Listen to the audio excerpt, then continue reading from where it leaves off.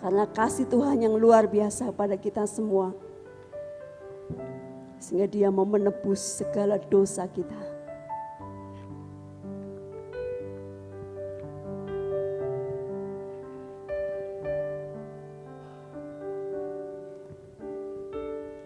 Telah kulihat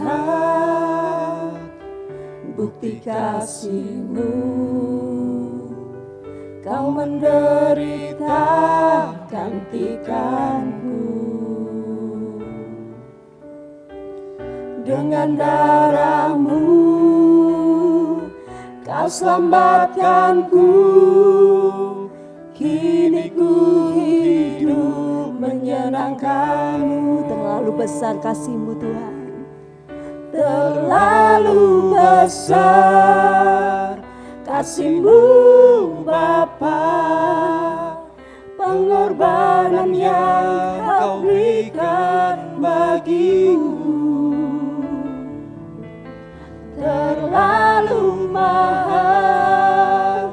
Darah-Mu Yesus tercurah untuk menebus hidupku.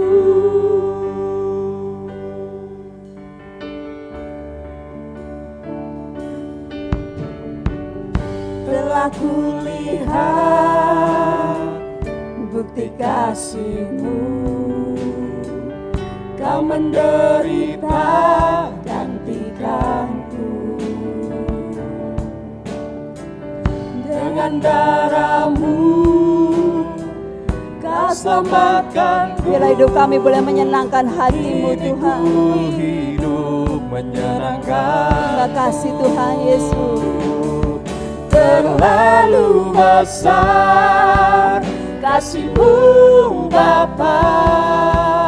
Pengorbanan yang Kau berikan bagiku terlalu mahal. Darah-Mu Yesus tercurah untuk menebus. Terima kasih Tuhan. Terlalu besar kasih-Mu Bapa. Terlalu besar kasih-Mu Bapa. Pengorbanan yang Kau berikan bagiku terlalu mahal. Darah-Mu Yesus tercurah untuk menebus hidupku. Tercurah untuk menebus hidupku. Tercurah untuk menebus hidupku.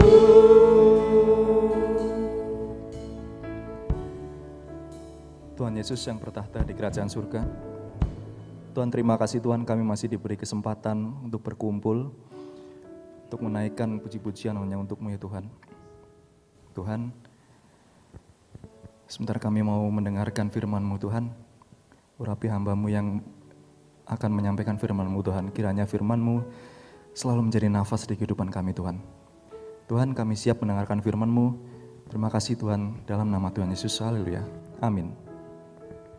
1/99. Kita buka dalam Injil Matius 18 ayat 12 sampai dengan yang ke-14. Ya, silakan dibacakan. Matius 18 ayat 12 sampai dengan 14, demikian bunyi firman Tuhan. Bagaimana pendapatmu jika seorang mempunyai 100 ekor domba dan seekor di antaranya sesat, tidakkah ia akan meninggalkan yang 99 ekor di pegunungan dan pergi mencari yang sesat itu? Dan aku berkata kepadamu, sesungguhnya jika ia berhasil menemukannya, lebih besar kegembiraannya atas yang seekor itu daripada atas yang ke-99 ekor yang tidak sesat. Demikian juga Bapamu yang di surga tidak menghendaki supaya seorang pun dari anak-anak ini hilang. Amin. Ya, puji nama Tuhan. Bapak Ibu Saudaraku, perumpamaan tentang domba yang hilang. Kalau kita melihat latar belakang dari kisah ini, dua Injil mencatat mengenai perumpamaan ini. Kalau Bapak Ibu lihat di dalam Injil Lukas pasal yang ke-15, itu memang semuanya bercerita tentang hal yang hilang. Anak yang hilang, dirham yang hilang, gitu ya. Kemudian salah satu dari perumpamaan tentang hal yang hilang itu adalah tentang domba yang hilang. Saya tertarik untuk membicarakan di dalam Injil Matius, walaupun saya tidak bisa lepas dari Injil Lukas yang nanti akan kita pelajari juga. Karena simple dalam Injil Matius ini sederhana tetapi sangat dalam Bapak Ibu ya. Jadi kalau coba kita lihat ya, bagaimana pendapatmu jika seorang mempunyai 100 ekor domba dan seekor diantaranya sesat? Tidakkah ia akan meninggalkan yang 99 ekor di pegunungan dan pergi mencari yang sesat itu? Jadi kalau kita melihat di sini, Tuhan sangat memperhatikan hal penyesatan. Manusia itu hidupnya akan dipengaruhi oleh hal yang sesat dan yang tidak sesat. Ketika pikiran kita tidak sesat, maka kelakuan hidup kita benar.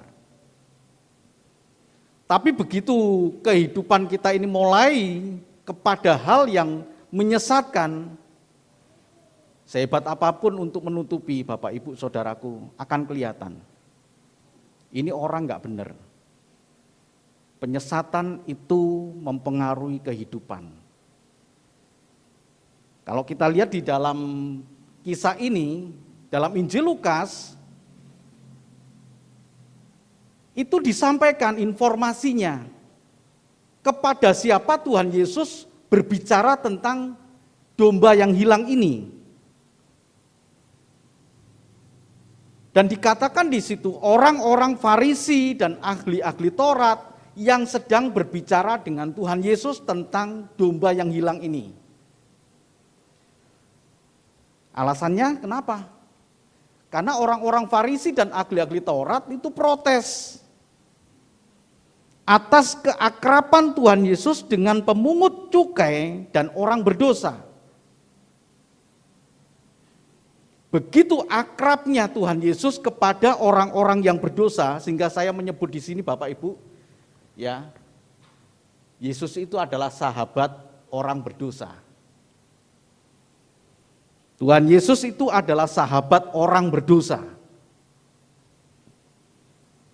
Nah, kalau kita kembali kepada bagian awal tadi, penyesatan, ya,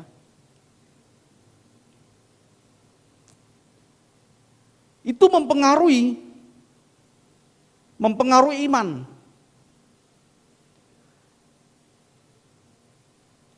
Kenapa ada sukacita yang besar ketika orang penyesatan itu ditemukan, berhasil ditemukan ya.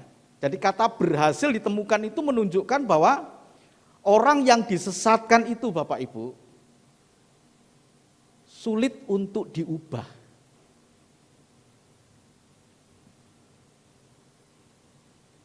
Ada begitu banyak agama loh. Yang Bapak Ibu kenal kan 6 di Indonesia, tapi sesungguhnya ada ribuan di dunia ini. Banyak sekali Bapak Ibu. Lalu kalau kita berpikir yang paling benar Kristen, kenapa mereka tidak percaya? Disesatkan. Mereka pun juga beranggapan demikian terhadap kita. Kenapa orang Kristen kok percaya begitu? Maka mereka akan berkata disesatkan juga kita.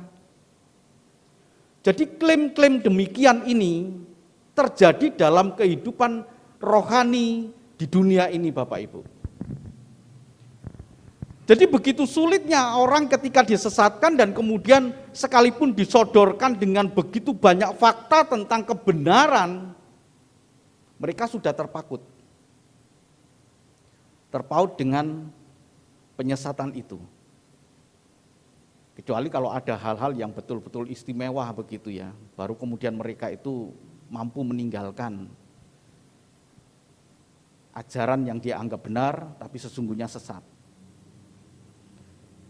Nah, ini berbicara tentang konteksnya Matius 18 ayat 12 sampai dengan 14 ini, ketika Tuhan Yesus berbicara dengan ahli-ahli Taurat dan orang-orang Farisi, sebenarnya Tuhan Yesus ingin menonjok mereka itu loh.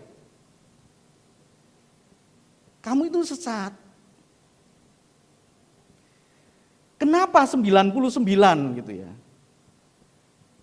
Karena yang mayoritas ahli-ahli Taurat di situ. Sementara pemungut cukai dan orang-orang berdosa lainnya itu satu.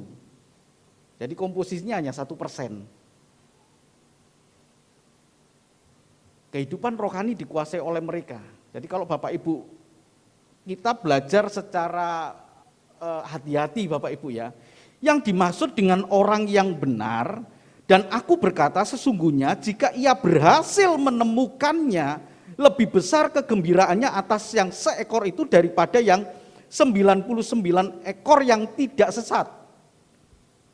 Ya, ini dipergunakan orang benar, tapi bukan orang benar hidupnya, orang yang membenarkan dirinya, yang tidak butuh tabib, yang tidak butuh disembuhkan. Aku datang untuk orang yang sakit. Aku datang bukan untuk orang yang sehat. Jadi Tuhan Yesus sangat tahu bahwa dirinya ditolak oleh orang-orang yang sehat. Tapi Bapak Ibu jangan beranggapan bahwa ini hanya ilustrasi. Tuhan Yesus menunjukkan bahwa orang-orang Farisi itu adalah orang-orang yang menganggap dirinya itu sehat, menganggap dirinya itu benar.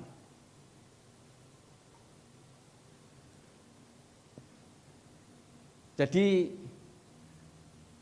nah ini kisahnya ya, bagaimana keakraban Tuhan Yesus, latar belakangnya itu adalah ketika Tuhan Yesus itu makan bersama-sama dengan orang berdosa, dengan ahli-ahli Taurat, dia makan bersama-sama, yang sebenarnya mereka itu adalah musuh dari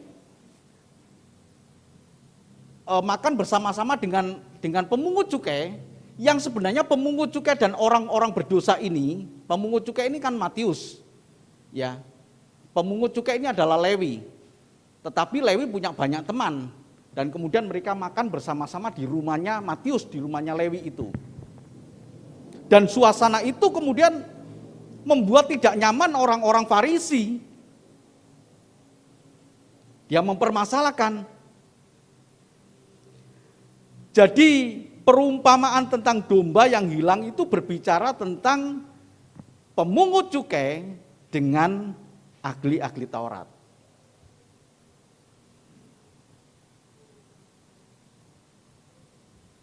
Kalau kita lihat ya penyesatan pada ayat yang ke-6 dan ke-7, tolong dibaca. Matius 18 ayat 6 dan 7.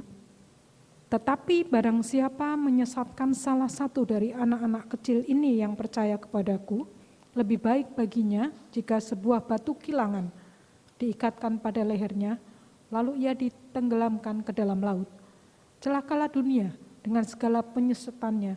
Memang penyesatan itu harus ada, tetapi celakalah orang yang mengadakannya. Iya. Nah, Bapak Ibu, Saudaraku, ini latar belakangnya ya. Saya menulis di sini ini latar belakang dari kenapa ada penyesatan.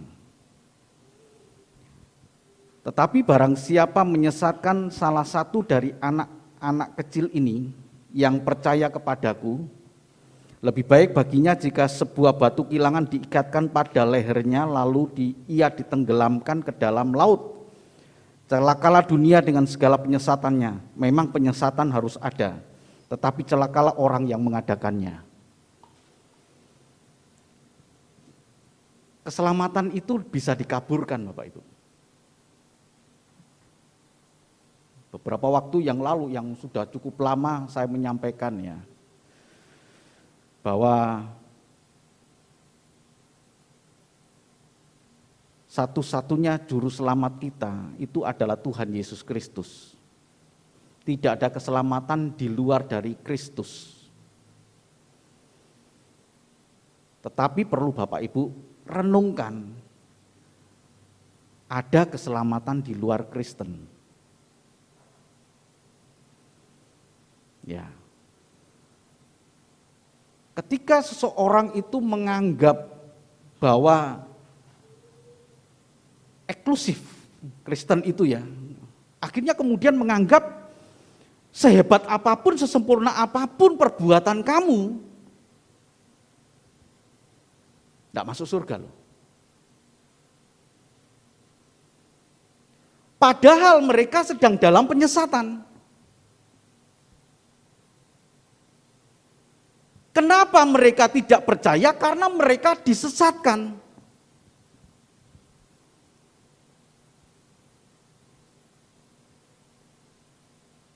Banyak hal yang memang harus kita pelajari Bapak Ibu ya. Termasuk kenapa saya menerima Kristus sebagai Tuhan dan Juru Selamat. Mungkin ada di antara Bapak Ibu yang lahir di luar dari kekristenan, tetapi kemudian mengenal Kristus. Lalu bagaimana dengan orang-orang yang dilahirkan sejak semula itu di dalam lingkungan yang sudah ada penyesatan, tetapi hidupnya baik? Sekali lagi Bapak Ibu ya, Tuhan tuntut mereka perbuatan baiknya. Tetapi kita bukan hanya perbuatan baiknya karena kita menerima Kristus.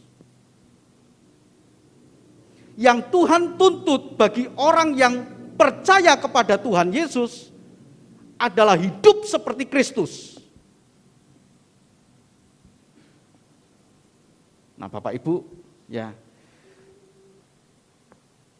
jadi ada penyesatan begitu rupa Bapak Ibu. Sampai kita punya pandangan bahwa percumalah kamu hidup sesempurna gitu ya. Kalau kamu nggak percaya Kristus percuma. Akhirnya kita menyepelekan, akhirnya kita punya pandangan yang salah terhadap mereka. Padahal Tuhan Yesus katakan, engkau diberi banyak. Engkau diberi banyak, maka engkau dituntut lebih banyak lagi. Bagaimana dengan orang-orang yang lahir dalam kecacat tubuh yang tidak bisa mengerti akan kebenaran? Apakah mereka hanya hidup menderita sampai kemudian mati dan kemudian mati kemudian binasa karena tidak percaya Tuhan Yesus?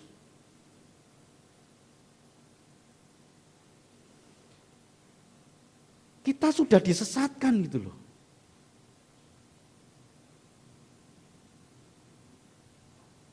Kita sudah disesatkan oleh pandangan kita, sama seperti orang Israel yang menganggap dirinya adalah umat pilihan Allah di luar Israel, di luar Yahudi. Itu anjing.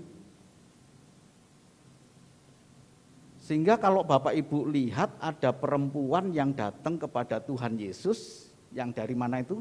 Siro Venesia, yang anaknya sakit dan kemudian dia memohon dan kemudian Tuhan Yesus berkata, aku datang ya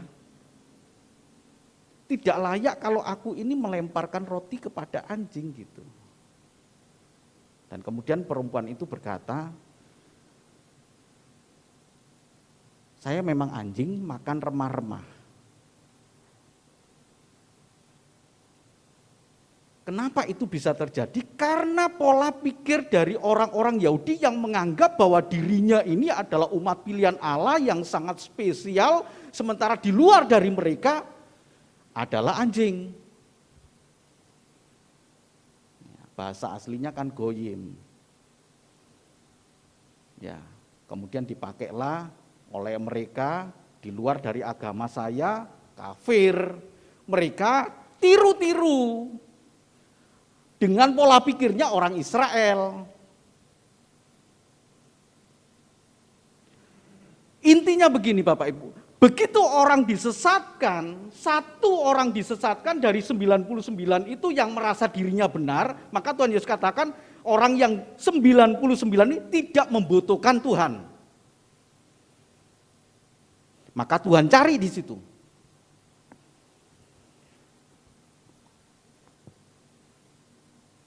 Ayat 11 tolong dibaca. Matius 18 ayat yang ke-11. Karena anak manusia datang untuk menyelamatkan yang hilang. Anak manusia datang untuk menyelamatkan yang hilang. Ini ada tanda kurung Bapak Ibu ya. Jadi tanda kurung ini adalah perkataan, bukan perkataan Tuhan Yesus ya. Bukan perkataan Tuhan Yesus. Jadi kalau Bapak Ibu lihat siapa yang menyesatkan orang, itu semuanya perkataan Tuhan Yesus. Kemudian Matius itu menambahkan.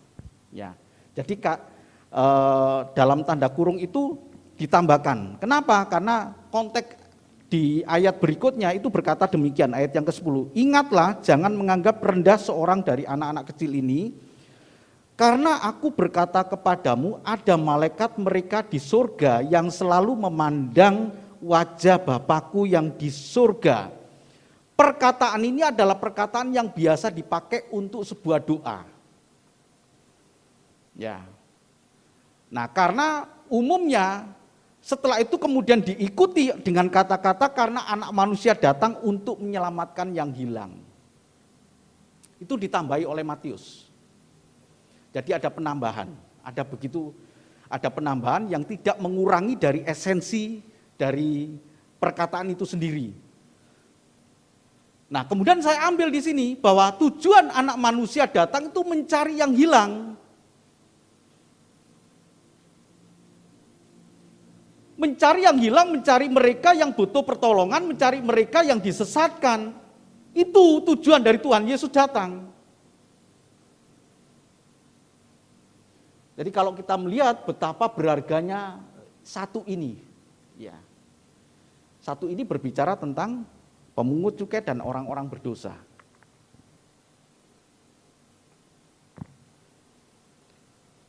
Jadi pemungut cukai itu adalah orang-orang Romawi.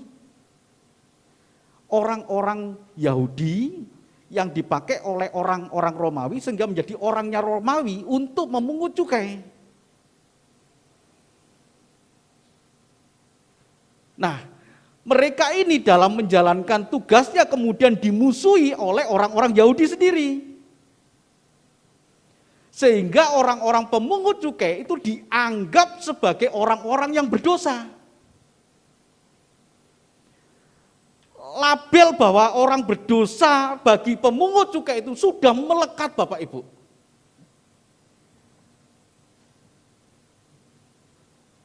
Simon dari Selot. Selot itu orang yang radikal ya, orang Yahudi yang radikal.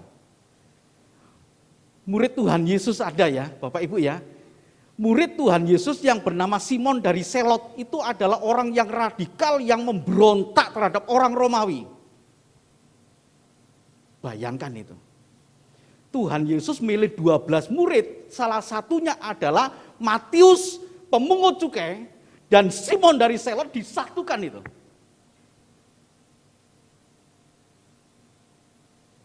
Bisa mengerti Bapak Ibu? Matius pemungut cukai diambil menjadi murid Tuhan Yesus, kemudian orang Selot yang ini kan tangan kanannya orang Romawi itu. Bagi orang Simon dari Selot ini, wah, tapi bisa disatukan oleh Tuhan Yesus. Jadi cap sebagai orang berdosa untuk pemungut cukai itu sudah melekat, betul-betul melekat sampai akhirnya kemudian Tuhan Yesus bercerita bahwa ada 2 orang datang ya, pemungut cukai yang tidak mau ke depan, yang hanya ada di belakang, yang tidak bisa mengenada gitu ya, tidak bisa berdoa menengadah gitu. Sementara ada orang ahli Taurat yang kalau berdoa, saya bersyukur kepada Tuhan saya tidak seperti dia.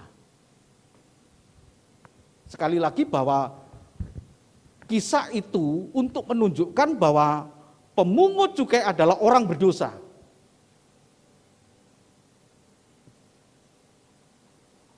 Tuhan Yesus datang untuk mencari yang hilang ini. Kalau sudah dilabel secara kuat gitu ya, secara kuat ya. Jadi saya agak sedikit sulit menyampaikan kepada Bapak Ibu posisi pemungut cukai yang sebenarnya itu. Begitu label itu orang berdosa begitu kuat. Ya. Bisa jadi dia tidak punya pengharapan, Bapak Ibu.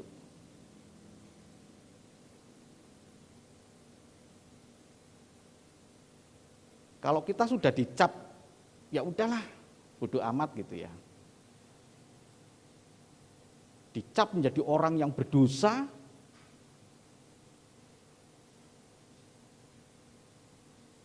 sama dengan pemungut cukai ini, begitu kuatnya cap itu. Jadi ketika Matius kemudian diminta pada waktu itu dia menghitung uang dan kemudian bertemu dengan Tuhan Yesus. Ikutlah aku, maka dia meninggalkan semuanya dan kemudian ikut. Ya. Setelah itu di dalam Matius 9 ini, wah, dia pesta pora di rumahnya bersama-sama dengan orang-orang berdosa lainnya. Betapa sukacitanya ketika ada orang yang tersesat dan kemudian menemukan juru selamat dan kemudian dia membuka hati dan kemudian dia menerima. Waduh, firman Tuhan berkata bahwa ada sukacita besar di sorga yang melebihi dari sukacita karena yang tidak memerlukan pertobatan tadi. Jadi Bapak Ibu Saudaraku yang kasih Tuhan, akhirnya kita bisa menarik kesimpulan begini Bapak Ibu. Kisah domba yang hilang 1/99 ini, domba yang hilang dan kemudian dicari ini, membuktikan bahwa inisiatif keselamatan itu berasal dari Allah. Allah yang mencari. Ya. Allah yang mencari orang yang tersesat itu. Jadi ini adalah inisiatif dari Allah. Keselamatan itu inisiatif dari Allah. Sejak semula ketika manusia jatuh dalam dosa, inisiatif itu berasal dari Allah. Kejadian 3 ayat 9 dan 21, tolong dibaca. Kejadian 3 ayat 9 dan 21. Tetapi Tuhan Allah memanggil manusia itu dan berfirman kepadanya, "Di manakah engkau?" Ayat yang ke-21. Dan Tuhan Allah membuat pakaian dari kulit binatang untuk manusia dan untuk istrinya itu, lalu mengenakannya kepada mereka. Sebelumnya mereka memang sudah telanjang Bapak Ibu. Tapi mereka tidak menganggap ketelanjangan itu suatu hal yang memalukan. Baru setelah matanya terbuka karena dosa, maka mereka menganggapnya itu satu hal yang malu. Mereka mencoba menyemat ketelanjangan itu dengan daun-daun yang mudah rusak. Dan kita boleh melihat pada bagian ini ketika ada orang yang tersesat, Adam dan Hawa tersesat, maka inisiatif untuk mencari orang yang tersesat itu berasal dari Allah. Ayat 9 berkata, tetapi Tuhan Allah memanggil manusia itu dan berfirman kepadanya, "Di manakah engkau?" Tidak seperti biasanya aku menjumpai engkau dengan begitu mudah. Ketika Tuhan Allah berjalan-jalan di Taman Eden, ketemu dengan Adam dan Hawa, ngobrol. Tapi hari itu adalah hari yang berbeda dengan hari-hari sebelumnya. Ketika Tuhan Allah berjalan-jalan dan Tuhan Allah tidak menemukan mereka seperti biasanya. Sehingga Tuhan Allah berkata, "Di manakah engkau?" Apa yang terjadi dengan dirimu kok tidak seperti biasanya? Bapak Ibu Saudaraku yang kasih Tuhan, orang kalau sudah mulai tersesat itu ada perubahan. Orang yang kalau hidupnya nggak benar itu ada perubahan yang nyata kelihatan Bapak Ibu. Jadi di dalam ayat ini sudah tersimpan. Ini kemana ini? Adam dan Hawa biasanya ada loh ngobrol dengan saya di sini.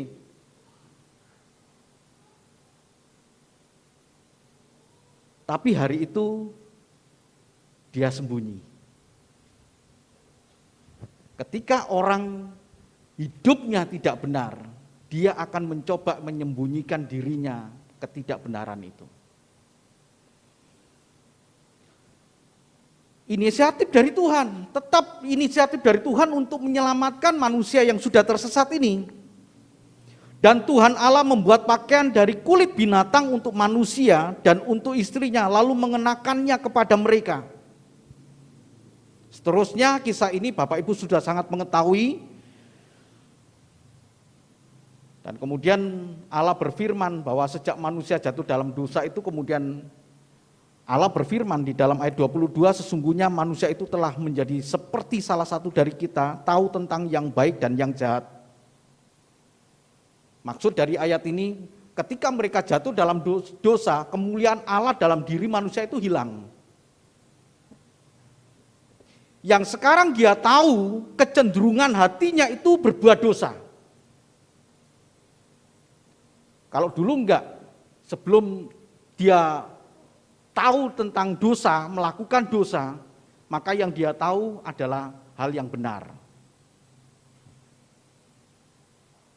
Nah, ayat 22 ini berkata, sekarang mereka sudah mengetahui tentang hal dosa, hal yang tidak baik, maka hatinya, kecenderungan hatinya untuk melakukan hal yang tidak baik. Allah ingin menyelamatkan mereka yang hilang ini. Jadi memang sejak semula inisiatif keselamatan itu berasal dari Allah. Sama seperti orang satu ini dari 99, maka gembala itu ya, kan ini perumpamaan Bapak Ibu, tidak secara jelas menunjuk bahwa Tuhan Yesus adalah gembala gitu. Tuhan Yesus kan bercerita tentang ada domba yang tersesat dan kemudian gembala itu mencari. Dan tentu kita tahu bahwa perumpamaan itu memang sedang menunjuk bahwa gembala itu adalah Tuhan Yesus gitu. Jadi kalau kita melihat di sini, ini yang rusak di sini Bapak Ibu ya. Keselamatan ini loh. Keselamatan ini yang selalu diselewengkan ketika ada penyesatan. Nah, Tuhan punya inisiatif untuk mencari di situ, untuk membenarkan orang yang tersesat kemudian ditarik supaya hidup benar kembali. Satu orang yang merasa berdosa, ya, itu pemungut cukai dan orang-orang berdosa lainnya. Nah, tolong dibaca Lukas 5 ayat 29 sampai dengan 32. Lukas 5 ayat 29 sampai dengan 32. Dan Lewi mengadakan suatu perjamuan besar untuk dia di rumahnya, dan sejumlah besar pemungut cukai dan orang-orang lain turut makan bersama-sama dengan dia. Dan Lewi, ya, silakan. Orang-orang Farisi dan ahli-ahli Taurat bersungut-sungut kepada murid-murid Yesus katanya, "Mengapa kamu makan dan minum bersama-sama dengan pemungut cukai dan orang berdosa?" Lalu jawab Yesus kepada mereka katanya, "Bukan orang sehat yang memerlukan tabib, tetapi orang sakit. Aku datang bukan untuk memanggil orang benar, tetapi orang berdosa supaya mereka bertobat." Ya, Bapak Ibu, seperti yang tadi saya katakan ya, ini benar, ini bukan orang yang hidup benar, ya, bukan ya. Jadi makanya perlu kehati-hatian. Jadi yang dimaksud orang benar di sini adalah orang ahli-ahli Taurat dan orang-orang Farisi. Sehingga saya tulis dalam tanda petik di sini, tolong diperhatikan, ini juga tanda tanya, siapakah orang benar itu? 99 ini adalah orang-orang yang merasa dirinya benar. Berbeda dengan satu orang yang merasa dirinya itu berdosa. Nah, yang menarik orang yang satu ini yang merasa dirinya berdosa itu bukanlah orang yang hidup dalam dosa. Orang yang hidup dalam dosa itu adalah orang yang dia tahu dalam hidupnya tidak benar, hidupnya berdosa, itu orang yang hidup dalam dosa Bapak Ibu ya. Jadi orang yang hidup dalam dosa itu adalah orang yang tahu bahwa dirinya itu berdosa, tetapi tidak merasa bahwa dirinya itu berdosa. Berbeda kalau orang yang, aduh saya nggak benar ini. Dia merasa berdosa, maka dia butuh keluar dari keadaan itu, dan ternyata orang-orang pemungut cukai ini menemukan Tuhan Yesus sebagai Mesias yang menyelamatkan diri mereka.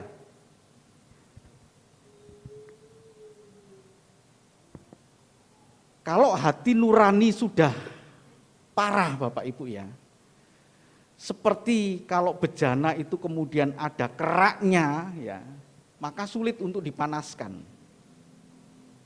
Ya, kalau panci Bapak Ibu di dalamnya itu sudah berkerak, kemudian kita masukkan air, kemudian kita panasi, memang panas tapi cukup lama karena ada keraknya.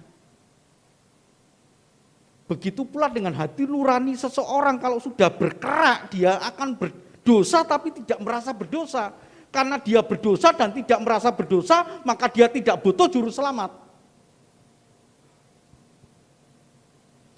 Tuhan Yesus mencari yang 99, Tuhan Yesus mencari yang satu dari 99 itu. Kenapa?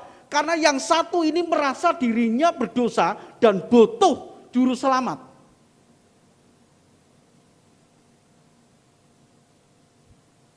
Begitu pula dengan kita ini loh Bapak Ibu, yang punya sensitif di dalam feeling kita, di dalam perasaan kita. Daud itu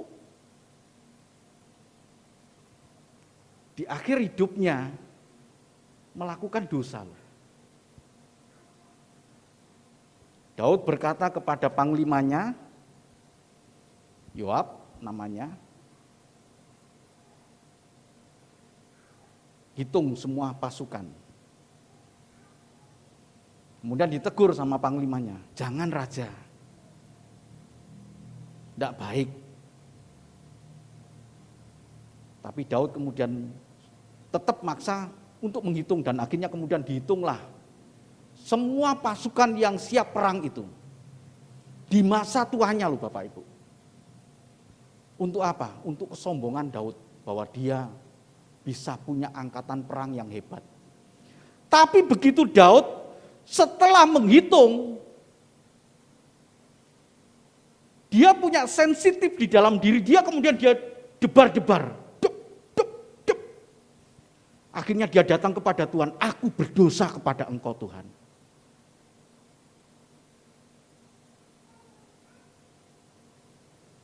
Apakah kita punya keadaan semacam itu ketika kita melakukan hal yang tidak benar Bapak Ibu?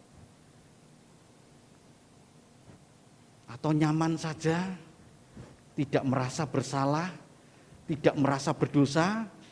Jika hal itu terjadi, kita tidak butuh juru selamat.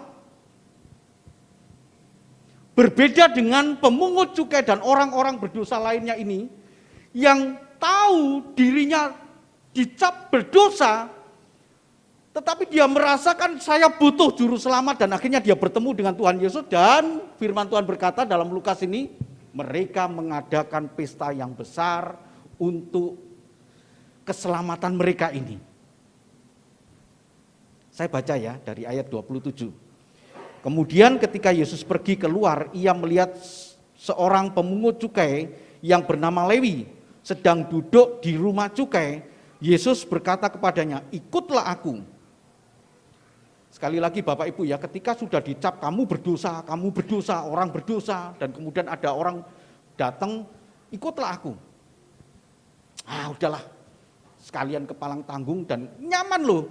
Dia punya kedudukan sebagai kepala pemungut cukai, uangnya sangat banyak kemudian gitu ya, dari materi. Tapi Lewi ini, Matius ini kemudian meninggalkan pekerjaannya yang membuat dia dicap berdosa dan ikut dengan Tuhan Yesus. Ayat 28 berkata, maka berdirilah Lewi dan meninggalkan segala sesuatu lalu mengikut dia. Kenapa?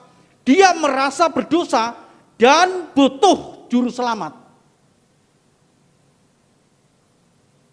Tapi kalau orang yang tidak merasa berdosa, yang hati nuraninya sudah kacau, sudah gelap, sudah rusak itu ya,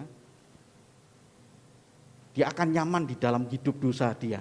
Dan itu yang disebut sebagai hidup berdosa. Sangat berbeda dengan orang yang jatuh dalam dosa. Orang yang jatuh dalam dosa belum tentu orang yang hidup dalam dosa. Dia bisa keluar dari keadaan itu dan dia butuh juru selamat. Ketika satu orang ini ditemukan dan kemudian dia mengambil posisi mau ikut juru selamat, maka ada sukacita yang besar di surga. Sehingga Tuhan Yesus katakan, satu orang yang bertobat ini, maka ada sukacita yang besar di surga. Bapak, Ibu, saudaraku yang dikasihi Tuhan, ada begitu banyak tantangan dalam iman percaya kita, Bapak Ibu. Dalam pekerjaan apapun, termasuk dalam pendeta begini, tantangannya cukup besar untuk bisa mengorbankan iman percaya. Apapun Bapak Ibu ya, yang wira swasta, yang usaha, yang apapun pekerjaan, yang dosen, yang mengajar, semua punya tantangan iman. Begitu kita jatuh dalam dosa, pegang baik-baik Bapak Ibu. Begitu kita tahu jatuh dalam dosa, rasakan sensitif rohani kita ini. Dan kita berkata, aku gak nyaman ini. Begitu kita datang kepada Tuhan dengan pertobatan dan kemudian kita berbalik menuju kepada jalan yang benar, kita seperti domba yang ditemukan oleh Tuhan Yesus. Dan sukacitanya ketika Tuhan Yesus gambarkan perumpamaan domba yang hilang ini, sukacitanya itu terjadi juga dalam hidup kita. Maka ada sukacita yang besar di surga. Amin Bapak Ibu. Jadi pada waktu kita datang kepada Tuhan, kita butuh seorang juru selamat. Kita butuh seorang tabib, seperti tadi dikatakan. Aku datang bukan untuk memanggil orang benar, ini ya. Aku datang bukan untuk memanggil orang yang tidak butuh saya itu. Pemungut cukai itu orang benar. Aku datang bukan untuk mereka, karena mereka nggak butuh, gitu loh. Tetapi orang yang berdosa, orang yang merasa berdosa, supaya mereka bertobat.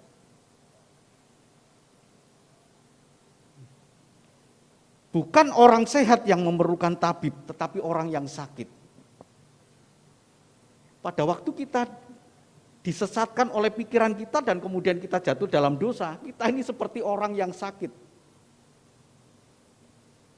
Tentu orang yang sakit kan selalu berkata, saya ingin sehat. Gak mungkin ada orang sakit senang dengan sakitnya, aku seneng deh sakit gitu ya. Kapan lagi ya datang sakit ya? Kangen gak sakit-sakit ini? Gak mungkin kan? Begitu kita sakit, kita merasakan butuh sehat. Pemungut juga ini butuh. Nah, kisah pemungut cukai di bait suci itu kan kemudian berkata sampai dia mukul-mukul. Aku berdosa, aku gak layak, aku gak layak. Tapi itu ada pertobatan dibandingkan dengan ahli-ahli Taurat yang berkata, aku bersyukur kepada Engkau ya Tuhan, aku tidak seperti mereka. Aku berpuasa, aku memberikan persepuluhan, aku memberi ini dan lain sebagainya. Dia tunjukkan apa yang sudah dia lakukan, karena dia nggak butuh tabib. Sementara pemungut cukai butuh tabib. Saat kita jatuh dalam dosa dan kemudian kita berkata kepada Tuhan, aku membutuhkan Engkau Tuhan. Aku ingin bertobat. Pada saat itulah Bapak Ibu Saudaraku yang kasih Tuhan, sukacita yang besar di surga terjadi. Walaupun Bapak Ibu tidak merasakan, tetapi di surga ada sukacita yang besar. Pertobatan. Jadi pembaharuan budi adalah kunci pertobatan, baik karena penyesatan ataupun karena pelanggaran perintah Allah. Jadi karena penyesatan maupun karena pelanggaran perintah Allah karena dosa. Jadi penyesatan itu ada dua ya. Saya disesatkan ya, pertobatan karena dosa ini bisa karena penyesatan, bisa juga karena pelanggaran perintah Allah. Tapi pada intinya untuk bisa keluar dari keadaan itu butuh pertobatan. Pertobatan itu baru terjadi karena ada pembaharuan budi. Inilah Bapak Ibu, kesadaran kita itu, pembaharuan budi kesadaran kita itu. Ya, sehebat apapun khotbah seorang pendeta kalau dari pribadinya tidak ada pembaharuan budi nggak bisa.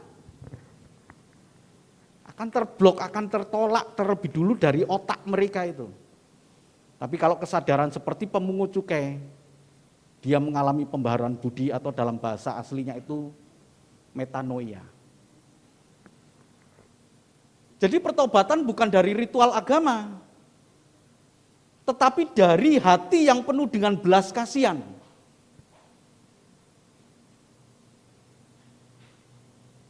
Merasa bertobat, kemudian dengan berdoa terus dengan ritual agama saya memberikan persembahan lebih banyak lagi. Enggak butuh Tuhan, enggak butuh begitu.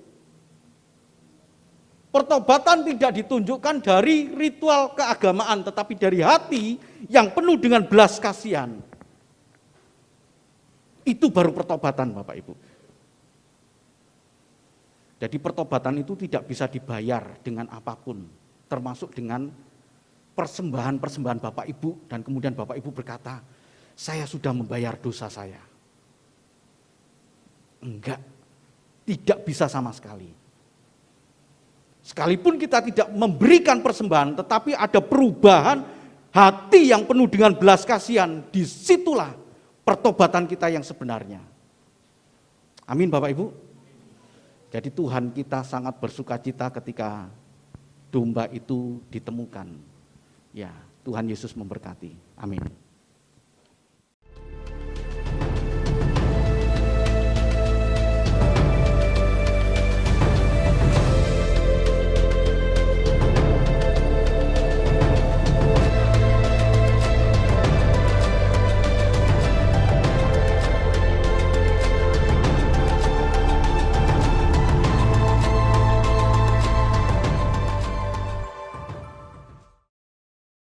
Bapak, Ibu, dan saudaraku yang sangat dikasihi Tuhan, terimalah berkat dan anugerah dari Allah Bapa di surga.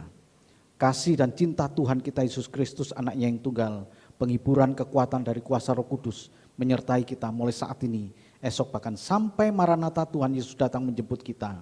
Dia Allah yang baik, Dia Allah yang sangat peduli kepada kita, Dia Allah yang memberkati kita, Allah yang melindungi kita, Dia Allah yang menyinari kita dengan wajahnya dan memberikan kepada kita kasih karunia. Dia Allah yang menghadapkan wajahnya kepada kita dan memberikan kepada kita damai sejahtera. Terima kasih ya Bapa. Kami serahkan seluruh kehidupan kami ke dalam kuasa-Mu. Kami serahkan seluruh usaha pekerjaan kami Tuhan. Dan kami serahkan seluruh kehidupan keluarga kami dimanapun berada, ada di dalam kuasa-Mu Tuhan. Engkaulah Tuhan Allah yang memelihara hidup kami. Engkau memberkati kami. Dalam nama Tuhan kami Yesus Kristus, kami sudah berdoa dan mengucap syukur. Semua yang percaya mengatakan amin. Tuhan Yesus memberkati, sampai jumpa pada jam-jam ibadah berikutnya.